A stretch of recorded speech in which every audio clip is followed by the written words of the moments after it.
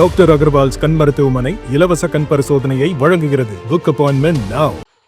சென்னை ராயபுரம் கல்மண்டபம் பகுதியில் சாலைகள் மிக மோசமாக குண்டும் குழியுமாக இருப்பதால் அவற்றில் பயணிக்கும் வாகன ஓட்டிகள் கடும் அவதிக்கு உள்ளாகி வருகின்றனர். அந்த காட்சிகளை இப்போது பார்க்கலாம்.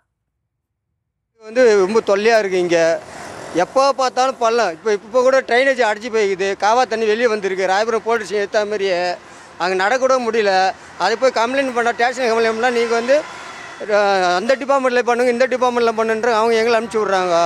நாங்கள் யார்கிட்ட போய் சொல்கிறது? நடமாட முடியல, ஒரே டெஸ்ட்டாக இருக்குது.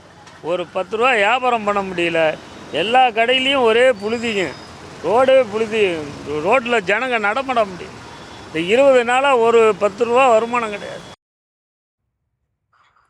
இது குறித்த கூடுதல் விவரங்களோடு இணைகிறார் எமது செய்தியாளர் சுப்புராமன். அவரிடம் பேசலாம். வணக்கம் சுப்புராமன்.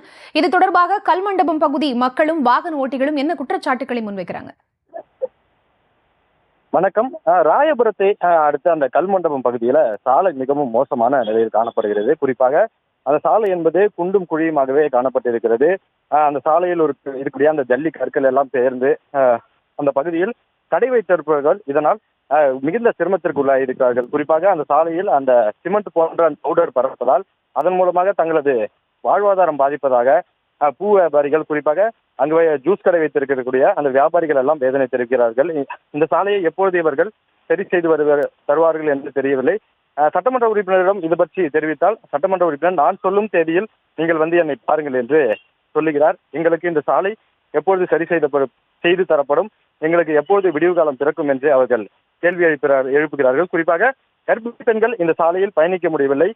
தினந்தோறும் அந்த சாலை வழியாகத்தான் தினந்தோறும் ஆட்டோக்களில் பள்ளி குழந்தைகள் சென்று வருகிறார்கள்.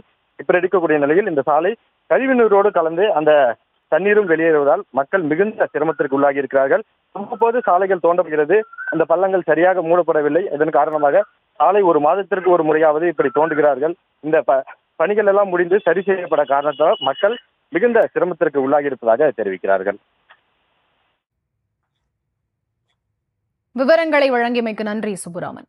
டாக்டர் அகர்வால்ஸ் கண் மருத்துவமனை இலவச கண் பரிசோதனையை வழங்குகிறது. Book appointment now.